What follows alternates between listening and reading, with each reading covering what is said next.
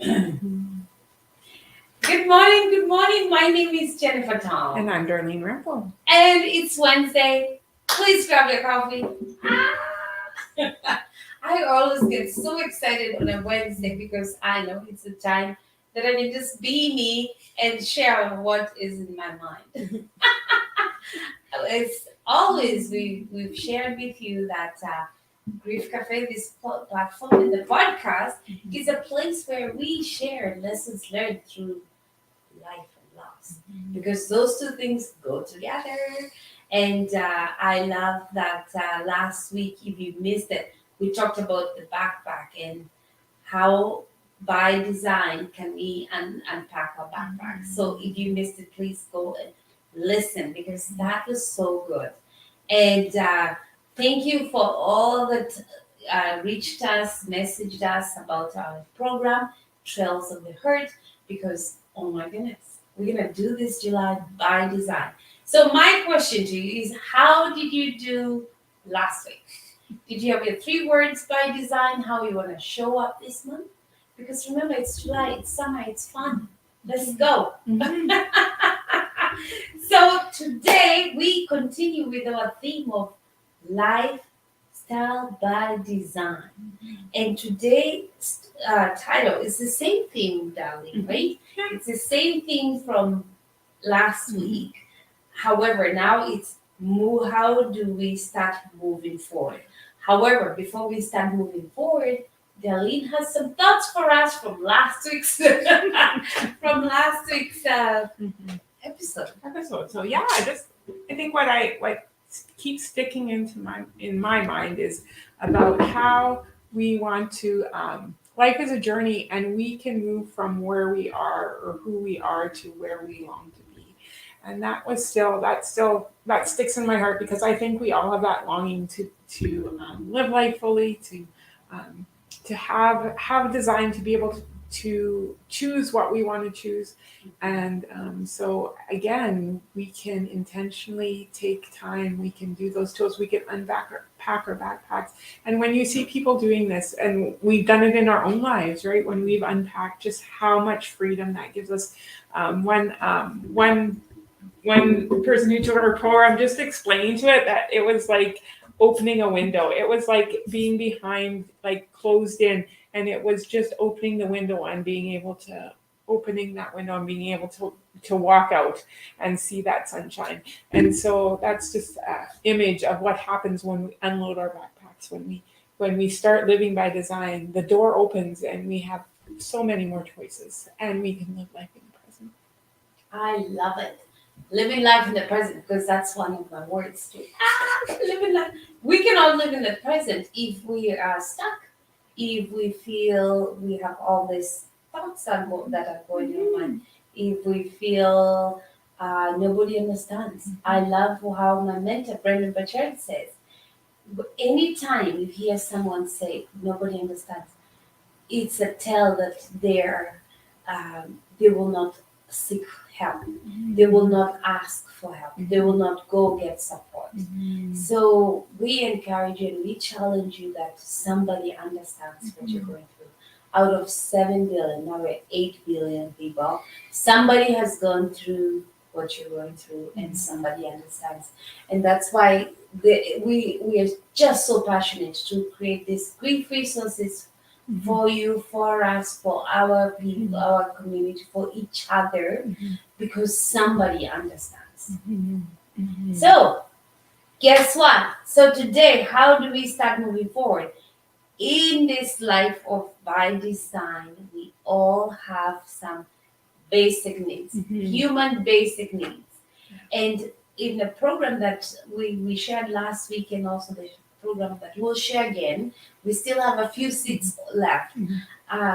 We actually dig deep on the 6 basic needs that humans need. We all need them, the 6 basic human needs.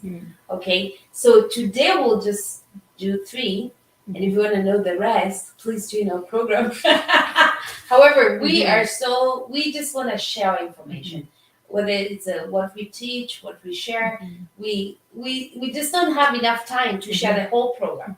So we just condense it to just give you a glimpse of what we are doing because we love it so much. So let's begin. So the first one is, believe it or not, we all have a need to control. Who knew? I'm always saying, I don't want to control anything. I am a It's one of the basic needs. Darling, please help us understand that one.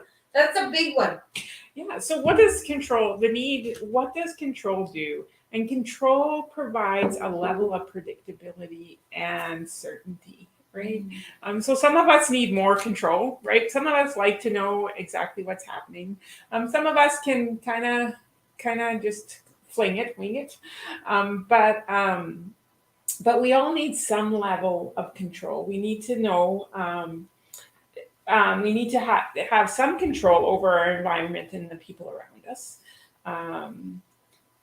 But we want to actually talk. So again, we need some control. But the problem with control is we often use control to control everything, to try and protect us from everything. And so we do need a level of control, but we need to start evaluating and looking at like what is our level of control and why do we need that control? And is it a power issue or is it a helpless issue? I love that.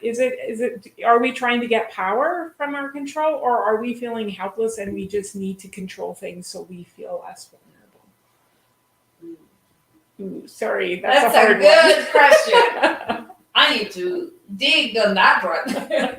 What are your thoughts? Please tell us. What are your thoughts? I like that question, darling. Could you please ask it again? Because it's just like, So when we're controlling things, when we feel that need to control, is it a power issue? Yeah. Or is it a helpless issue? That's so good. And I also like what you mentioned, darling, that the need to control gives us that big English word. Predictability. That's so good, right? Then we can predict. Okay, so anyway, don't get me started. I was gonna go through the rabbit hole of my children and the need to control them. Is that a power issue or a helpless issue? However, I will not go there. How does control relate to grief? How does control? Often when we're grieving, we feel out of control. It's either we feel out of control, which tends to overwhelm us. We feel like it's chaos. Sometimes we feel like everybody's moving on and we're not ready to move on. And so the world's keeping going and we feel helpless to stop it. Sometimes I think with grief, it is power. If we can control everything around us. So if we can, even like if nobody will talk. We don't want anybody to talk about that person. We can control the environment. We never go to where that person was. We never go back to those old memories. Then we're trying to have power, and we're trying to. We were talking about starving, right? Yeah. We're trying to displace those feelings. So in grief, we can either have too much control. We can control everything so that we never actually. I think one example is. Sometimes when people die, in my family, we had a person died, and it was a sad issue. It was suicide, so it was like a really hard issue. But when we got together after that, nobody talked about it. Right, that person was not mentioned. It was like a control because no one would actually talk about that person. And so I think that's unhealthy control, right? When we avoid everything about that person. So we don't have to have those feelings. Yeah. Darling, thank you so much for clarifying. You mentioned something about stabbing. For some of us who are just joining and they haven't followed us for a while, could you please tell us more about stabbing? Okay, so stabbing actually stands for short-term energy releasing behaviors. So those are the things. So again, when we have a loss is about our heart and our emotions, not our mind. And so we have all these emotions. So when we have a loss, there's this emotional energy. And if we bottle up that emotional energy, it's again, we talk about the kettle. When you put if there's when you put a kettle on and the water and all that energy starts coming, if there's a spout, the energy just flows out. But often we cork that spout, and so we have all this energy that we don't know what to do with. Sometimes we don't even realize it's there. It's just making us pop and do things. And so stirs are what we do just to release some of that energy. So sometimes we eat, sometimes we just explode, we get angry at somebody, right? There's the slightest infraction and we just pound on somebody, right? Or we exercise, or we watch TV, or we do anything that will release a bit of that stress, but it never deals with our problem, which is the emotional pain. Oh, that's so good. And I think I've shared on our platform, when you're aware of that, then you're more intentional. So, for example, if I'm having a good day and I don't want to deal with it, and I'm just gonna put that drop in my backpack and not deal with it, maybe I might reach out for a glass of wine, okay? And that's just a way to numb my pain. So the question is, what is yours? We all have it, and sometimes it's not that it's a bad thing. It just means if you do it to replace the pain, Yeah. then it becomes That's right. And being aware, awareness is everything. Being aware, oh, I'm doing this because I don't feel good. I'm doing this to avoid this. And that's the idea of just being aware. Anyway, that was so good. Also gives us choices, and I like to bring it back to Yes. a choice. When we're not aware that we're doing something, we don't really have a choice, right? Because we're not aware. But when we take that step to start being aware, having those tools, then when we're aware that we're starving, right, then we can actually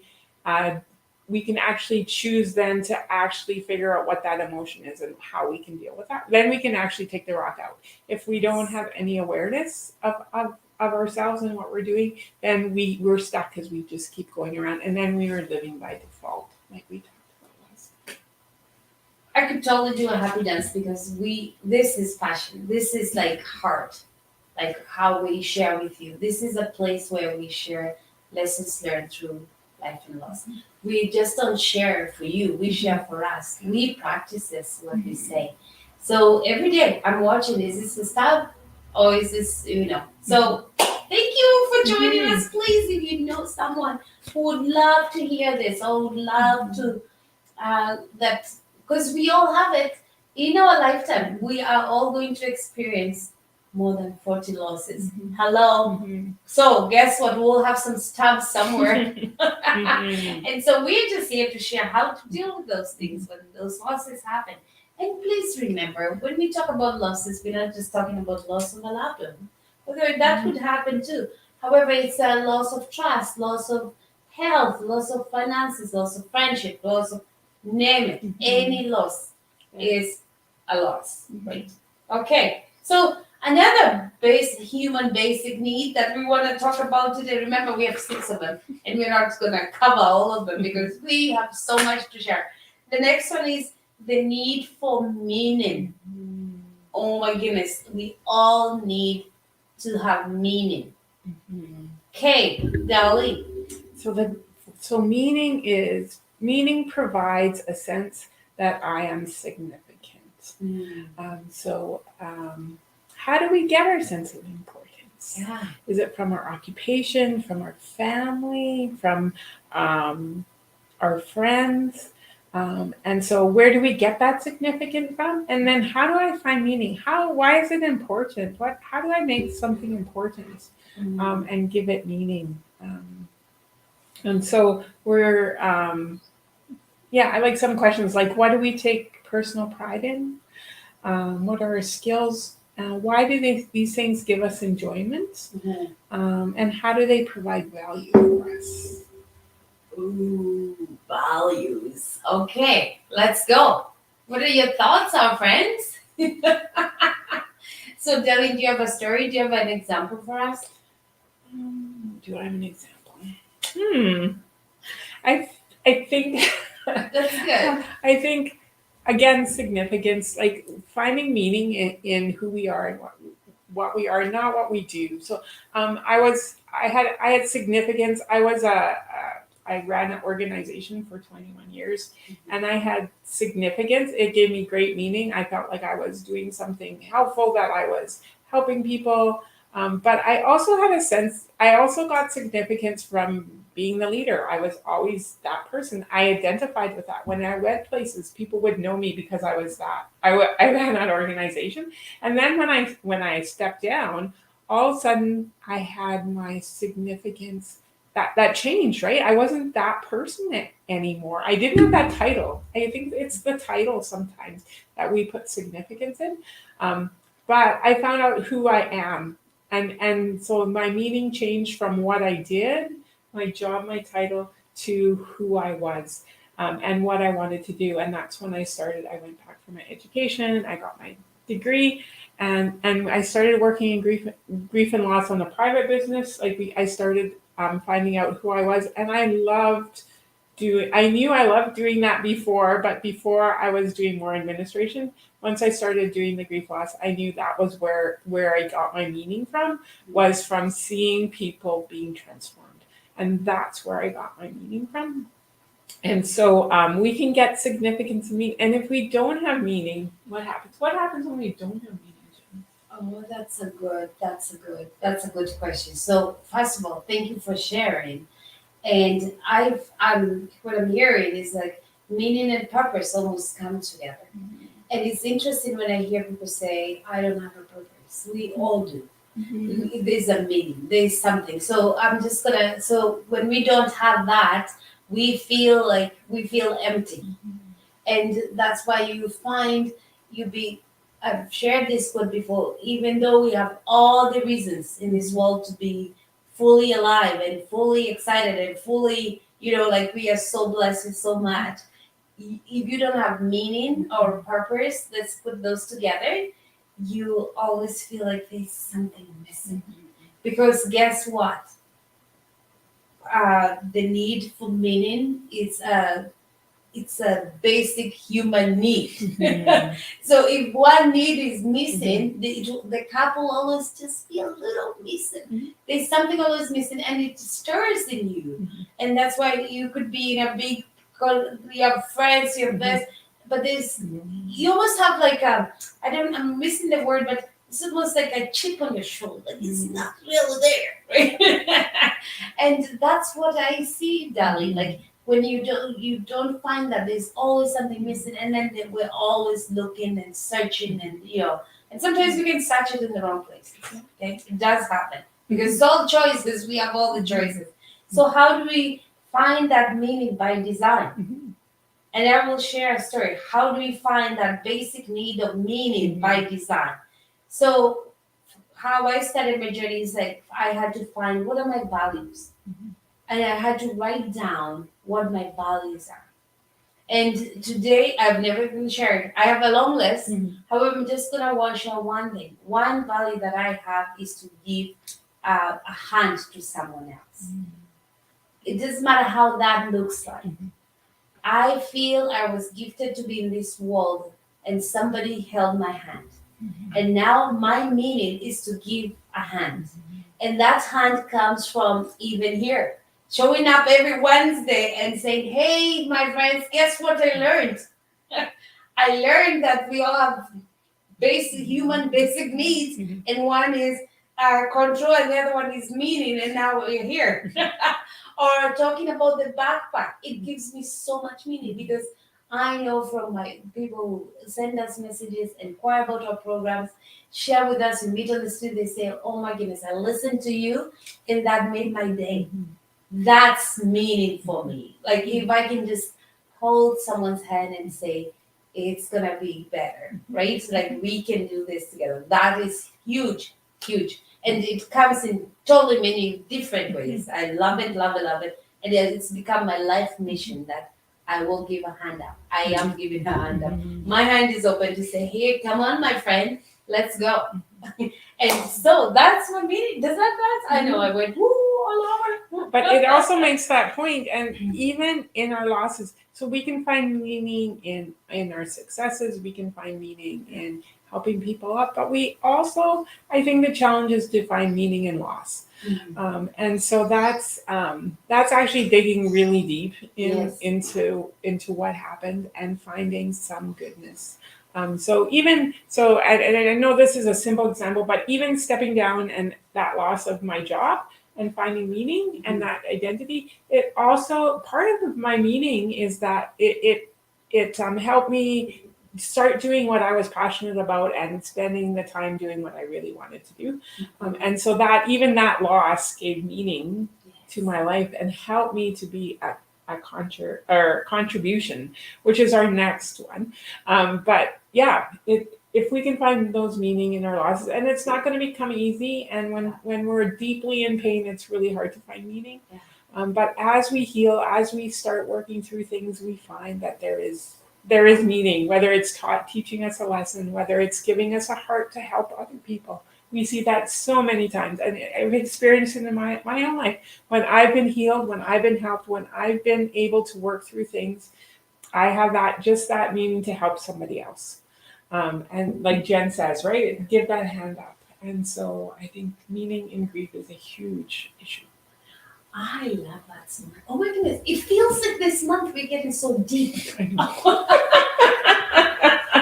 However, this is it. This is it. Finding meaning in losses, finding meaning in life, finding this is who I am, and this is why I was created, and I have this gift to be in this world to make a meaning. Okay, let's go to a third one, and we promise this is the last one. Another number 3 basic need. Basic need is the need for contribution. So this provides a sense of endowment and legacy. And I love these questions. Why do we need to give something back? And what does my contribution look to myself and others? So we give back to ourselves and to others. And why do we give back? Do we have a need to get recognition from when we give something back, or is it like an internal? We want to just give something back. So yeah, why? Yeah, some of it's just why do we want to give back, and where does that desire come from? I love that. You know how they say, if you're having a bad day, go help someone else. That's it. When you stop thinking about yourself and you give back, there is power in contributing. There's power because it's a need that we have, and it changes everything we like. That's what comes from me, and that's why even volunteer work is huge. You volunteer where there is no pay, like no expectation, you're just doing it from the goodness of right. That is the need for contribution. Oh, this has been so good. So to wrap up, some basic needs is the need to control, need for meaning, and need for contribution. And contribution, we could totally go deep. However, if you're thinking of how you can contribute, please volunteer in your community, and you really have that, like that need will be met in your life, right? Or if you're having a bad day, and I am so intentional about this. I do have bad days. Surprise. I always, anytime I have a bad day, I think, who can I help today? Who can I give a hand up today? Who can I, and it could be small, like even encouraging or noticing someone's hairdo or just a little compliment. It goes really, really far. Yes, it does. Right. So what's the challenge? We're almost done. We're almost running out of time, and we have a question for you, and we have a call to action here shortly. So we have a call. So again, we are about connection, and we really believe we need a community to grow and to find out who we are. And I love this one quote: sharing thoughts and ideas with others helps us identify areas where we can fine-tune or tweak our life's progress. So we can't do this alone. We get so much insight from other people. And that's why I love doing groups, because people share and they get insight from each other. And we learn that we're valuable. We have meaning because whatever we've gone through, whatever we do, when we share, we often touch somebody else's heart. And that's what I love about groups, is that we all have something to contribute. And then we all have something we can gain from a group, right? We get meaning from when somebody encourages us or talks to us. Yeah. I love it. So again, we just want to thank you so much for joining us today. And it was a little deep work.